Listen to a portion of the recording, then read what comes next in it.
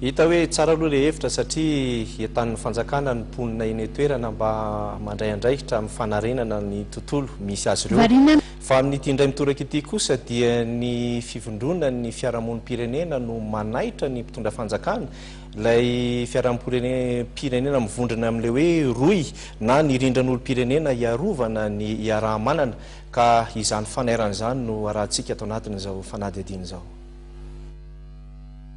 Varina amin'ny katikady politika ny mpitondra ary adiny ny fampandrosoana ny firenena. Tafahoatra nefa ny fahantrana mianjady ny malagasy ary dia mampaneno lakolosy fanairana ny mpitondra ny firaisamonim-pirenena mivondrona ao amin'ny roy na ny rindran'olom-pirenena iarovana ny iaraha-manana. Tsy nampahomby ihany koa ny zava-misy hoe tsy mifanaraka amin'ny filan'ny olona ny fandaharana asa izay atao. Adiny fa mamay ho an'ny vahoaka rehetra ny resaka tsy fandriam-pahalemana, ny resaka tsy fahampiana tsy fanjariana ara-tsakafo izay manjaka any atsimo. Eo ihany koa ilay insécurité izay manjaka eto amin'ny firenentsika na eto an-drenivohitra izany na ny faritra maro samihafa, ny délestage lava reny izay mampitaitaina sy mampitaraina ny olona rehetra. Anisan'izany rehefa atohina stairina ireo mpitondra dia toa miaro tena trany no ataon'izy ireo fa tsy mijery hoe aiza ny tena mahana ny olana izay manjaka eto amin'ny firenentsika.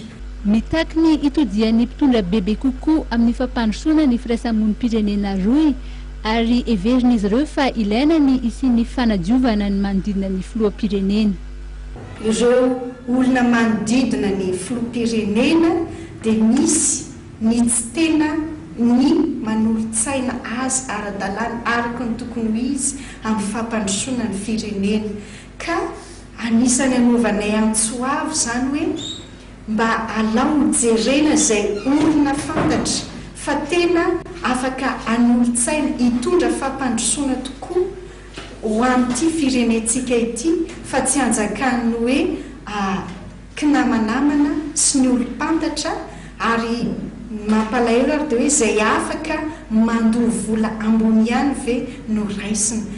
Ny firaisamonim-pirenena roy dia mitaky ihany koa ny isian'ny mangarahara eo amin'ny fanomanana ny fandraisana ny fionana tampony ny firenena mampiasa ampahany na manontolo ny teny frantsay izay tolosaina ny volana novambra 2024.